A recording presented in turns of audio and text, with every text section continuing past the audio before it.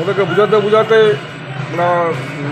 আমরা fed up হয়ে যাই। তারপর ঠিক সন্ধ্যার সময় আমাদের সাহেব আসেন, তারপর আমরা ওনাদেরকে রেস্কিউ করে নিয়ে আসি। নিয়ে যখন আমরা ফেরত আসি তখন পিছন থেকে ওরা পাথর, ইট এগুলো মারে।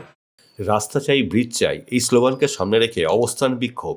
রাস্তা হলে ভোট দেব, এই কথা বলে ভোট বয়কট গ্রামবাসীদের। হবিবপুর ব্লকের মঙ্গলপুরা গ্রাম পঞ্চায়েতের রাধাকান্তপুর প্রাথমিক বিদ্যালয় 122 নম্বর বুথ 1350 ভোটার এদিন ভোট বয়কট করেন। সকাল থেকে বিকেল হতেই দেখা যায় ওই কেন্দ্রে বেশ কিছু ভোট পড়েছে। স্থানীয় বাসিন্দারা বিডিওর বিরুদ্ধে বহিরাগতদের দিয়ে ভোট করান বলে অভিযোগ করেন। যা নিয়ে উত্তপ্ত হয়ে ওঠে এলাকা। ভোট শেষে কর্মীরা বেরোনোর চেষ্টা করতেই গ্রামবাসীরা বিক্ষোভ শুরু করেন। পুলিশ ভোটকর্মীদের উদ্ধারে এলে শুরু হয় খণ্ডযুদ্ধ। উভয় পক্ষের বেশ কয়েকজন আহত হন। পুলিশ ও গ্রামবাসীরা একে অপরের বিরুদ্ধে হামলার অভিযোগ করছেন।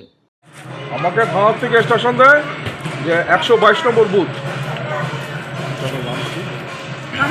রাধাকান্তপুর, ওখানে বিডিও সাহেব এসডিও সাহেব ওনাদের আটকে রেখেছে, ওখানে ভোট বয়কট করেছে। তারপর আমরা যথারীতি পুলিশ বাহিনী যাই। ওখানে আমার আগেই আইসি সাহেব, ডিএসপি ডিএনটি সাহেব ওনারা উপস্থিত ছিলেন। কিন্তু ওদেরকে বুঝাতে আমরা ফেড আপ হয়ে যাই। তারপর ঠিক সন্ধ্যার সময় আমাদের সাহেব আসেন, তারপর আমরা ওনাদেরকে রেস্কিউ করে নিয়ে আসি। নিয়ে যখন আমরা ফেরত আসি তখন পিছন থেকে ওরা পাথর, ইট এগুলো মারে। সেটি একটা মাথা লাগে। কারা মারে? এখন ওখানকার লোকাল ভিলেজার্স।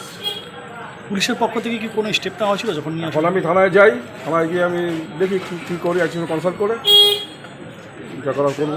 তুমি যেটা বললেন মাথায় এতখানি ফেটে গেছে। শিলা করেছে? স্টিচ পড়েনি, হালকা ফাটার, যার জন্য ওনারা ফার্স্ট এড করলো, ব্যান্ডেজ করলো। আপনি কোন থানা? আমি আইসি ওমেন পিয়ার শিলিগুড়ি। কটা নাগাদ ঘটনাটা ঘটেছিল স্যার? ঘটনাটা নিয়ার অ্যাবাউট 7টা। কতজন ইনজুরিড হয়েছে ওখানে?